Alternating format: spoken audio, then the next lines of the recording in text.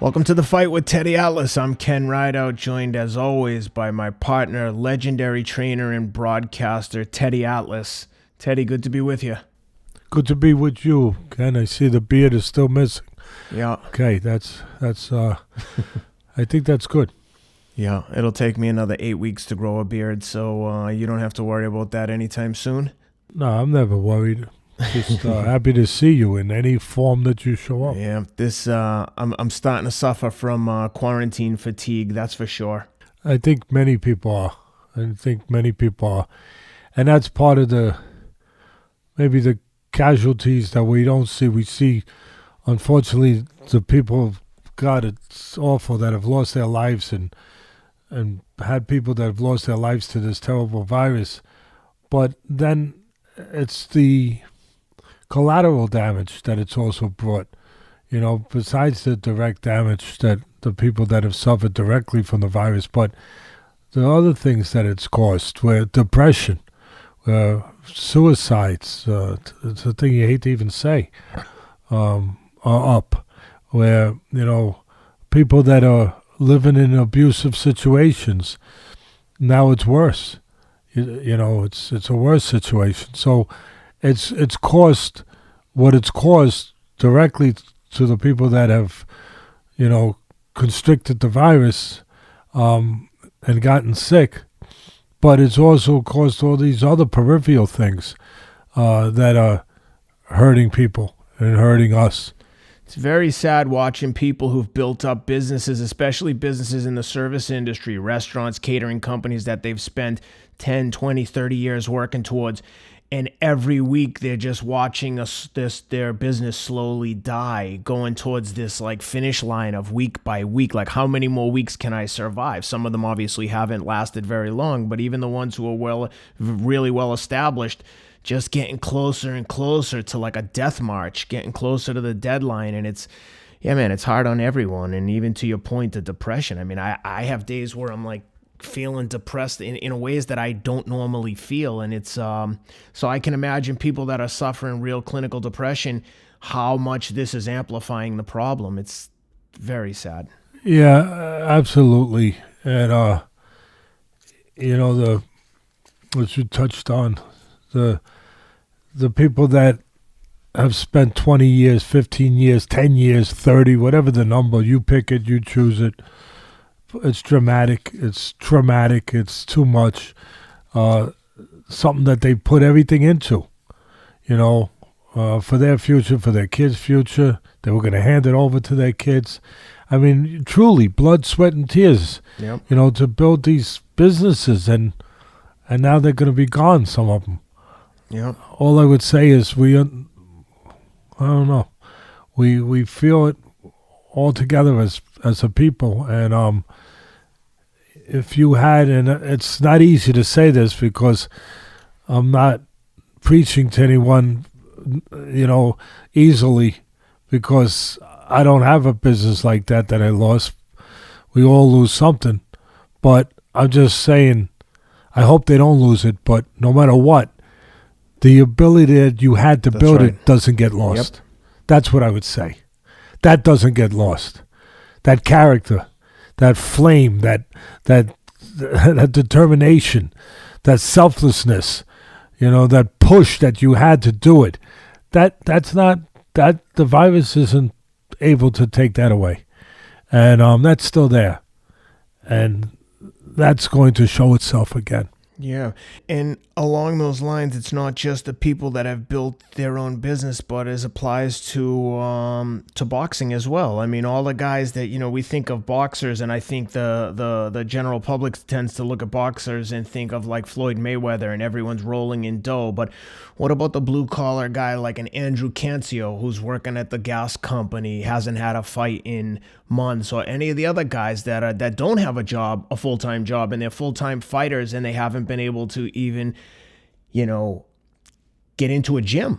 So not only are we worrying about when are we going to have fights again, but these guys need time to train. And I know you know this, but it's like, it's a boxing show, so we're going to bring this back to boxing, and that's not to minimize the struggles that other people are having, but as it applies to boxing, people are chomping at the bit to have events again, but let's not discount the fact that these guys need time to get in shape and be ready to fight.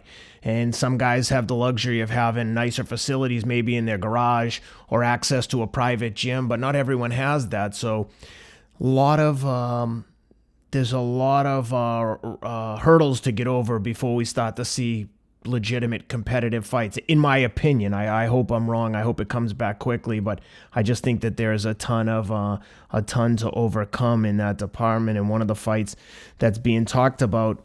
Before we start, Ken, on that line, in that vein of thinking about others, about more than just talking sports, about talking life, and to talk to our audience and caring about people, I don't have any more answers.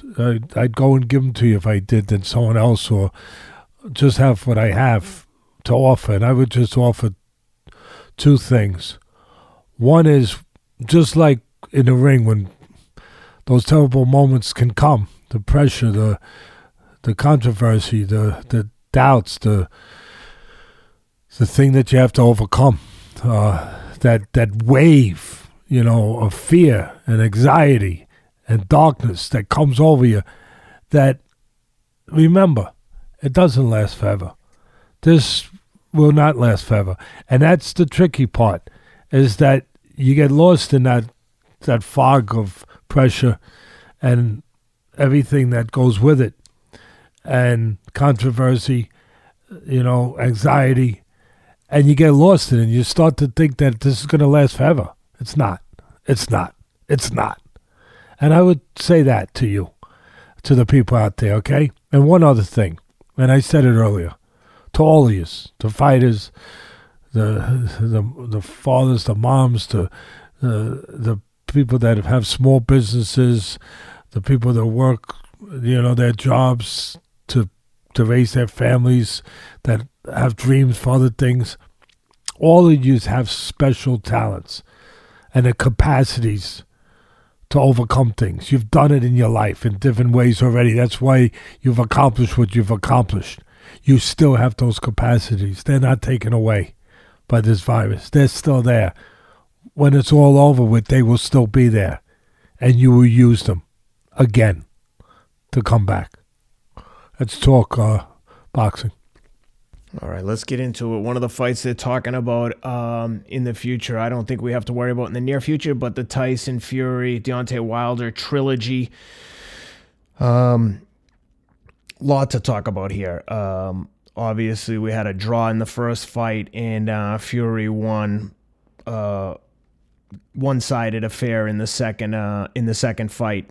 Fury's Wilder's corner had to throw in the towel, Mark Breland. And one of the things I wanted to talk to you about specifically with this fight is, from a trainer's perspective, what should Wilder be looking to do differently? What should his trainers be focusing on going forward? If you were his trainer, what would your game plan be, to the best that you can explain it here? I'm just curious, from your perspective, what do you think he needs to work on that he actually has the ability to address? Well, if I was his trainer, I'd fire myself because I obviously haven't taught him. And again, the spears are going to come and the rockers. I mean, the truth is not allowed anymore in life? When it comes at me, it's allowed. I'm not perfect, okay? But if I'm in a position of analyzing and answering questions, I got to do it sometimes in a very straightforward. Sometimes it could be in a harsh way. Sometimes it turns out to be in a very complimentary way. But sometimes it don't, because it's the position you're in to answer the question. The question, not to worry about what agenda you want to keep and whose side you want to be on, how that's going to serve you, and if it's going to be comfortable and convenient. No, if it's the truth. That's why people are listening, to hear that. What you think is the truth. It's only what I think is the truth, for my opinion. But I think that there are a lot of things that he wasn't taught. I've said it before. This ain't news. Ain't new. I've said it before. A lot of things, and he finally paid a price for those things he never got taught. Things he never learned. Other than that he had power, and that's not even taught. That's born, not made. Power, that kind of power in the right hand. Great power. And it makes up for mistakes sometimes. It erases a lot of mistakes. But if that's all you have and you don't build other things around it, one day you're going to be in a situation where it's not enough. And you're going to pay a price for the things you didn't learn, you didn't develop, you didn't pay attention to, you didn't get taught. And so, as far as the question also of what can they change, how those people are going to change anything, if they haven't taught them up to this point, how are they going to start teaching them now? What, if they wait till he lost to bring out the real artillery? That's a good point. What, if they wait till he lost to say, now I'm going to teach you? Really? No, I don't think that was anyone's plan. It's not a good one if it was. Not too good. If they were going to teach him something, it would have been taught already. Would have been done already. So what are they going to, nobody news brought in. Maybe someone news brought in I don't know about. All right, then I step back. But otherwise, what's he going to learn? You know, what it's going to start with is that old saying. Sometimes it really means something. Sometimes it's just a saying. A cliche. But sometimes it's not. This time it's not. Look in the mirror. That's where it starts. Look in the mirror. See what you see. See what you don't like. See what you like, what you don't like. See what looks back. See who looks back. That's what you got to do. You know, be honest with yourself. Start with that it wasn't because of the weight of the costume that you wore into the ring. It was the weight of the doubt that you carried into the ring. Start with that. Start with that. Start putting that on a barbell and lifting it X amount of times in the gym. Start with that. And as far as motivation, look for something called redemption. Look in that mirror and be angry. Be angry. Be embarrassed. Be mad. Be honest. Be determined. Be Joshua. Yeah, I knocked him, and I gave him all the credit in the world when he deserved it, when he earned it. All of it. All of it. That's what you're supposed to do. Be Joshua. Be a guy who looked the devil in the eye and said, you know what? You ain't winning this time. Because that's who won the last time. The doubt. Once the power wasn't there. I know he got hit behind him being Wilder. I know he got hit behind the in the third round through his equilibrium off. I know that's tough. I know fighters have submitted to that in the past. And I know fighters have overcome that in the past. Be one of the ones that overcome it. What does it take to overcome it? What does it take? Choices. Choices. Choices that had to be made before you got in the ring. Before you got hit behind the ear. That you're ready to go to that place. You're ready to face what you have to face. You're ready to be more than just a puncher. I say it again. You're ready to be more than just a puncher. A champion. Guy who behaves like a champion. Not punches like a champion. Behaves like a champion. There it is. There it is. You want it, you don't want it, whatever. But that's what it is. Be Joshua. I'll say it again. Be him in this rematch with Ruiz, where he was determined, angry, not looking to make friends, not looking to be satisfied because of what his bank account said. He wanted redemption. He wanted to erase what happened. He wanted to live with himself peacefully again. Be that! That's where it starts. Be all of that. And, nobody asked a question, Ken. Nobody. I'm curious. Everybody talked about the 270, what was it, 273 pounds, somewhere in that neighborhood, that Fury came in, okay? The increase in weight, all right? But I just find it interesting, funny, curious, whatever, missing, that nobody talked about the extra 17 pounds or whatever it was that what's his name, Wilder put on. Nobody talked about that. Why did he put that weight on? Why? I'm a trainer. It's like being a detective. You're a detective. You have the skills to be a detective, to detect things, to figure things out. As a trainer, you got to be a detective. All right, maybe because he dropped him twice in the first fight and he thought the extra weight would keep him down this time. Maybe. I don't know. But there's got to be a reason. I want to know the reason. Or maybe the other reason, I could only come up with two, Ken. Maybe the other reason was that he just didn't give a damn. And I'm not really saying that. What do I mean by that? I just want to get everyone's attention. I got him. Maybe just thought it was enough. He had the attitude. I dropped him twice. I was this far away from having him out of there. All I have to do, I don't have to train as hard maybe, or I don't have to worry about weight, or I don't have to worry about conditioning. I'm not saying he wasn't in condition.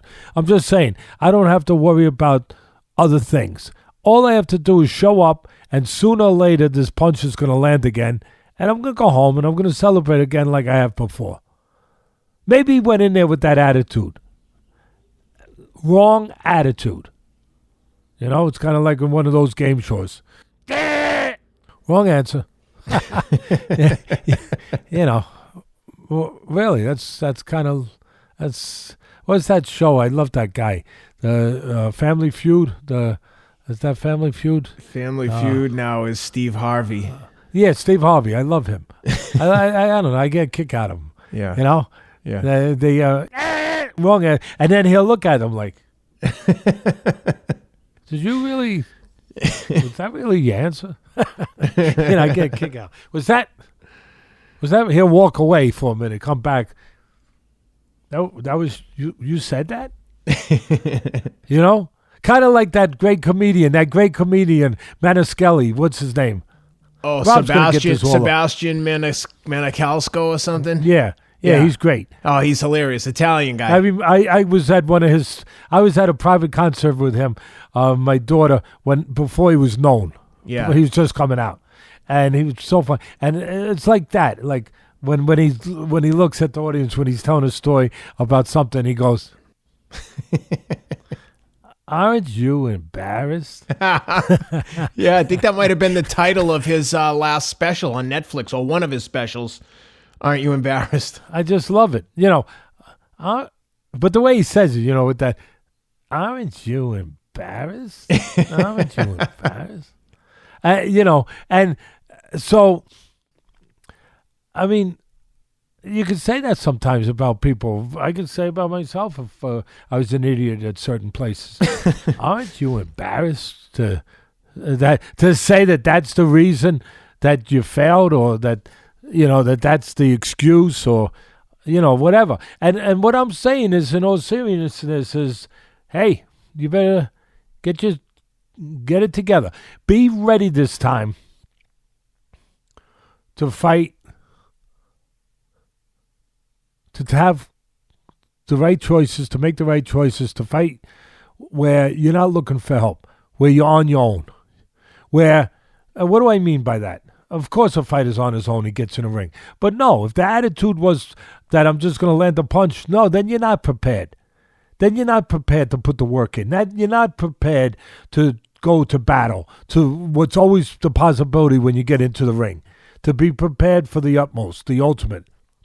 That battle that gets to that place where the other guy ain't giving, and you better be prepared not to get. But if you went in there just thinking, I'm going to land this and I'm going home, then you're not prepared. You're not ready to do what you got to do. This time you got to be ready to own up to everything yourself, to depend on you, not your power. Yeah, there's a difference. Depend on you. Like that movie, Training Day, that great movie. I mean, Denzel Washington, one of our great actors, has been in so many great classic movies, and this is one of them. I think that's his best work ever. Oh, it was one of them, but there's a lot of them with Denzel. There's a lot. How about Man on Fire? That's pretty freaking good. Yeah, that's a good one. But I still like Training Day. That's one that I could watch. Every time it's on, I stop and watch. Man, and how about that when the people, there were better people than him, better people than he gave him credit for. Yep. The people in that tough neighborhood, that tough place, that aren't always treated, life hasn't always been good, whatever you want to call it. And some of them made bad decisions. And some of them, the decisions were made bad for them. Yep. By life, too, sometimes, by where they were, the position where they were, and circumstances. But these people, they were better than him, better than the bad cop. That when the other cop, the good cop, right, Ethan Hawke, whatever his name is, when all of a sudden he's telling them to all kill this fool. Kill this fool. Yep. I'll take care of you. Kill him. And they looked at him, and the gang leader took the gun, and he walked to the middle of the street, and he put it in the middle of the street. He said, "You got us twisted." I think he said, I loved it. I think he said, "You got us twisted, homie." He said he put it down, and Denzel looked at him and said, so going to be like that? So that's the way it is? And the guy goes, "Yep, got to put your own work in here. Got to put your own work in here tonight." Yep. Got to put your own work in here tonight. There it is, Ken. That's what it is. If I'm his trainer, I'm not. But that's what I would really, I would say, you got to put your own work in here tonight. You can't go in there dependent on the right hand. You got to go in there dependent on you, because it's always about you. But that day was always coming. It was always coming. It was just a matter of when it was going to show up. That's it. That's it. From a technical standpoint, what do you think Wilder needs to focus on, though, aside from the mental side of things, which I know is a huge component? What technically... Most important, 75% of it. Go ahead. Yep. But technically, I mean, to me, it was a one-sided affair. He has the threat of that big right hand, but I just think in terms of talent and skill set, it's a one-sided affair. How do you even prepare? Like, if you're training him, what are you focusing on for starters? Taking into account what you already said, I know maybe hasn't been trained the way he should have been, but all that aside, now he's got this rematch coming up with a guy who appears to have far superior boxing skills. What's the game plan going forward for the trilogy? Stop looking at the other guy's advantages. He's a bigger guy. Yep. Look at yours and use them, and put yourself in position to use them. What am I talking about? Length. He's bigger, you're longer. Get your punches off at the right distance before he invades your space. Before he captures the fort. Before that. Don't wait until he's coming over the wall. The frick you going to do then? Then you're watching one of those, cowboy and Indian movies. It's too late. It's too late. Get your punches off at the right distance before he invades that space, as I just said. Be the boss. Be the boss. Be a smart boss. I'm not saying you can't go back, but don't get pushed back. Go back because you want to go back. Because it's a plan. There's a reason to go back. There's an advantage behind it. Because you chose to go back. Don't go back because he made you go back. Go back a little sooner ahead of him where you can catch him coming in. Because you wanted to go back. Not him. Do what you want to do. Not what he tells you to do. Not what he forces you to do. Hit him in the body every once in a while. He made you feel like it was an immovable object. Like a train that you couldn't stop. Derail that train. Knock it off the tracks a little. Take cold out of the engine room. Bang him in the body a little bit. Use that jab. As I said, Sometimes when the punches come, here's something you can learn new. Move your freaking head. How's that? How's that for an idea? Move your head. Move your head, let the punch go by and counter right there. Step to the side so you get off that track instead of being forced back on that track. You could learn that. You could do that. Maybe you never thought you had to. Guess what? You have to. You have to.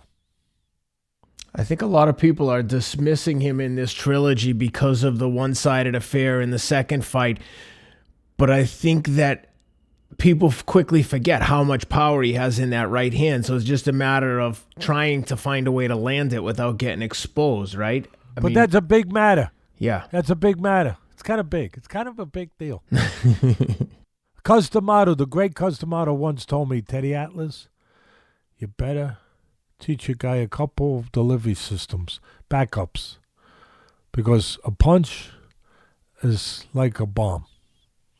It only has value, military value, if you have a way of getting it to the target, even when it's an evasive target. You have to have special missiles, delivery systems to get it to the target. You better develop them for your fighter so he has them. Because otherwise, all it's going to do, like a bomb, it's going to blow up and make a big hole in the ground. And then when it rains, you can go swimming.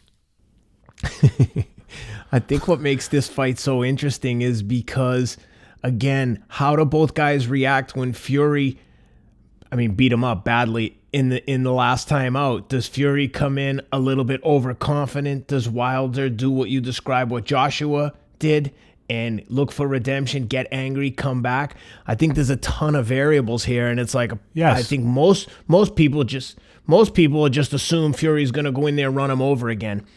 But I'm curious to see how they both react, what the posture is like, what the build-up's like, how what their attitude is like in the pre-fight hype, and then how they look getting into the ring. Because this thing could go a lot of different ways. Obviously, I'm not that, like you would say, it doesn't make me the great Kreskin, but the amazing Kreskin, not the great Kreskin. The amazing Kreskin. But I'll be curious to touch on what you just said, Ken. I know where you're going. I know what you're implying. It's the right things. Will Fury not live up to his responsibility to keep the title? Will he be satisfied? Whatever. And will he do a Ruiz? Let's be honest. We're transparent here. That's what you're basically saying, because there has to be a precedent for what you're saying, or it's better if there is. It makes for better conversation, for stronger conversation, putting out there an example, and especially if it's a relatively recent example. And there it is, Ruiz. So what you're saying is Joshua has to be, not Joshua, Fury has to make sure he doesn't do a Ruiz, and Wilder has to do a Joshua. That's what you're talking about. And I would say there's less chance of Fury being a Ruiz because of what he's been through in his life. He's already been to the other side. You know, this is a guy that's thought about ending it.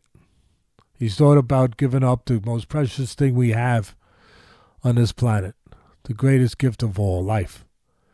Nobody should be in that position to think about giving it up. He's thought about giving it up already. And he's been to that edge of the cliff that goes nowhere, the cliff that there's no coming back from. The abyss, right? Yeah. He's been there. He's been there, Ken. You know, he doesn't take things for granted anymore. When your life is passed in front of you, when you've made a decision to give it up, and then you've gotten a second chance on that decision, and you've seen what you need to see, the value of life, the value of how you live every day, the strength, the power of what it means, of where it puts you and makes you feel. Once you have that, you have the capacity, usually, to never take anything for granted, to not throw it away, because you know what you're throwing away. See, that's why a lot of the people, they throw away things, but they don't know what they're throwing away. If they get a second chance, they'll live different. They'll live a better life. God, give them a second chance, I say. But sometimes they don't get it. Sometimes it's too late. He got a second chance. He got a gift. He being Fury. A great, great, great gift. And I think that he is going to always appreciate and understand what that gift is. And he's not a candidate, at least to me, I could be wrong, that you could sit back if you're Wilder and depend on him not coming in ready. That's all. For that reason. For those reasons. And I don't know if Wilder has the capacity. I don't know if Wilder has the capacity to beat Joshua. But, no, I'm going to change that, Ken. I'm going to change that. I change when I think it's necessary. I do. I'm going to change that. I think Wilder does have to. I'm going to give him the credit to I know differently that he does have the capacity. And to I know differently, he had the capacity to be a world champion. That takes a certain amount of character. I'm going to say that Wilder does have the capacity to be a Joshua, to change, to look the devil in the eye, to look himself in the mirror, and to change, and to be better. I'm going to say he does. And because I say he does, then he has a chance. He has a chance. The one thing I was going to point out, though, if he's looking for, or if anyone's counting on Fury to show up and pull an Andy Ruiz, meaning win the title, then come back and be lazy, rest assured that's never happened. At 30-0 with 21 knockouts, he's never shown up looking terrible. I mean, I think at times he fights to the level of his competition, and he might not look good against guys he should beat.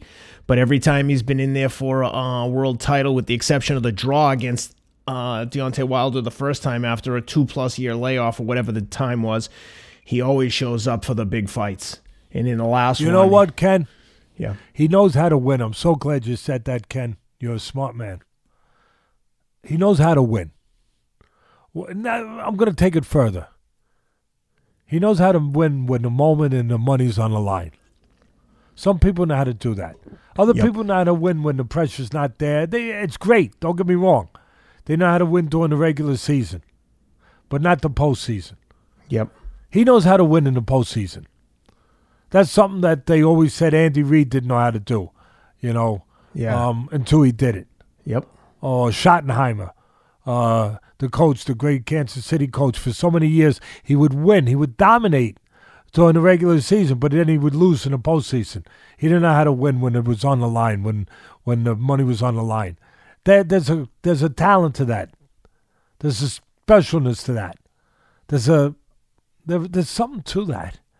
And he has it. Fury knows how to win when the money's on the line. I've made this analogy before, but he's like the great pool players.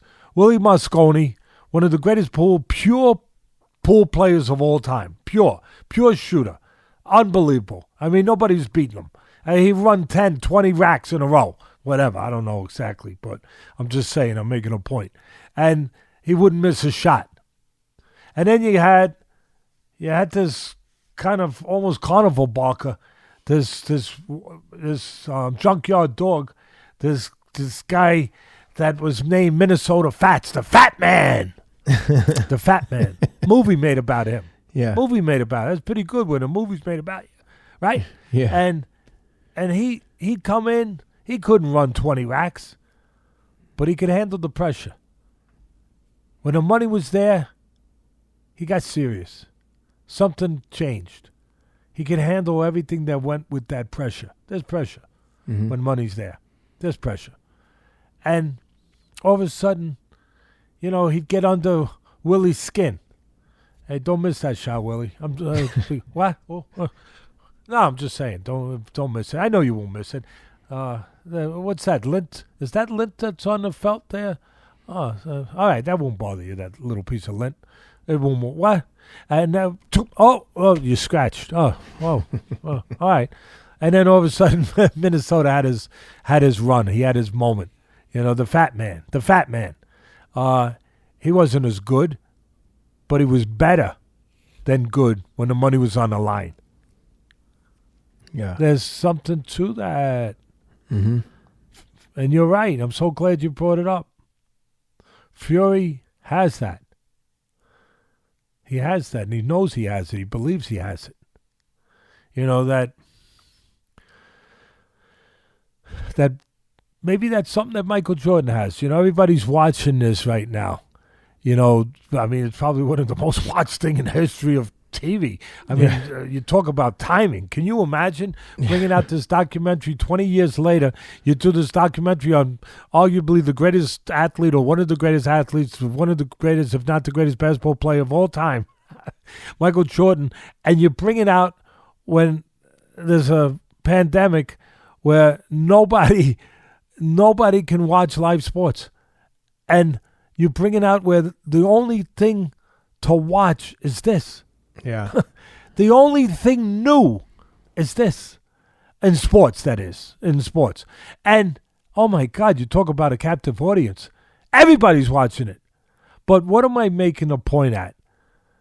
That point that he had, I think the documentary shows, he had the capacity, the ability to control the moment, to be in the moment. That sounds so simple, don't it? Yep. It ain't that simple.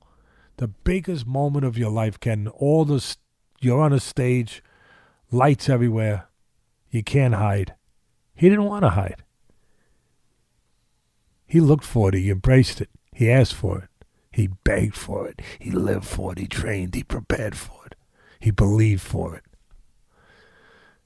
That moment, that he could live in that moment, conquer in that moment, triumph in that moment, think in that moment when others stop thinking, act in that moment, become in that moment, be seen in that moment when other people disappeared. And guys like Minnesota Fats have that ability to embrace the moment, to live in the moment, to make the moment their moment. That's special. Yeah. And the special ones have it. Fury definitely embraces the spotlight. He seems to be completely unfazed. He actually seems to get better as the pressure increases. Like I said, he's looked not great, not his greatest against lesser opponents, but even against Otto Wallen, where he wasn't looking great, when he was tested and had suffered that huge cut over his eye, you literally saw him pick his game up, turn on a dime. And not only picked up his game, I'm so glad you brought that. Not only picked up his game, he made a transition. He went from a butterfly to a moth. Yep. I think it's reverse in nature, but nature doesn't mind. I'm friends with nature, and they allow me sometimes to reverse the metamorphosis a little bit. But you get the point. He completely changed himself. He's a boxer. He's not a come seek and destroy guy. Yep. He's not a go get your heat-seeking missile. He never was. All of a sudden, he became that. All of a sudden, when he had to be that night, when he was cut, he became that. And it wasn't pretty. He won. It was gritty. Mm-hmm. It was gritty. And he won. And something clicked in his head, this genius that he is. Yeah, I knock people when they should be, but I give them what they should get, too. He's a genius. Hey, I didn't say it, Alana. Oh, you think I'm crazy? I'll say it again. He's a genius. He knew there's something clicked. From that, he said, you know what? Maybe I should use that in my next fight, when I fight Wilder, instead of using my legs and dancing around the ring, where I thought I won. I don't know that he won that night. I thought Wilder probably won. But it's okay. But a lot of people thought Fury won. But when he danced around that night, but he still got caught twice and almost got knocked out. Now he said, you know what? Something I just did tonight, Now I know I can do it. I'm going to use it. I'm going to use this. This was kind of like a rehearsal, like a dress rehearsal. I'm going to become a different character. I'm going to become a different person, a different fighter. Well, there'll be a ton of hype as this one gets closer, and there'll be a lot of talking points going forward. But before we leave it, is there anything else you wanted to hit on before we wrap it up? No, just you're drinking a lot of diet soda there, kid. No, I'm drinking mostly seltzer, but I did have one Diet Coke. Oh, I'm sorry. I'm wrong. But all right. Well, listen. I'm glad you're staying hydrated. I'm glad we could see your beautiful face without having to look through that beard. That's good. Tell your family I say hello. I will. And again, thank you to them for giving us you so we can talk about these things. Well, thank you for the time. Say hello to everyone, to the fans. Thanks for listening. Appreciate the support as always. And we'll be back soon. Everyone stay safe.